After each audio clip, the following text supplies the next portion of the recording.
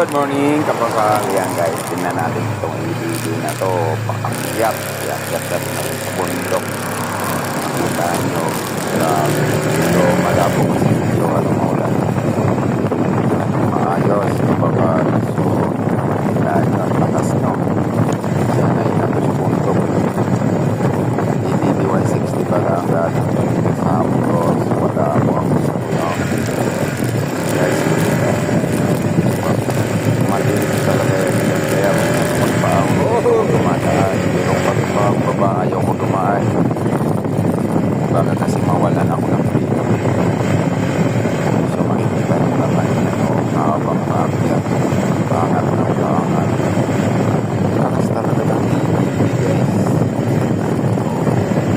Diba? So yan guys. Ito upang malakas. So yan, hindi kaya nga naman sa meter lang kasi pag-34 hanggang lang hindi na kaya. Sinikado kasi baka hindi ako so hanggang doon hindi pa talaga po makita nyo yan yung stone na lubak pa yan ha. Papakyat pala ako dito pala yung daanan namin papunta sa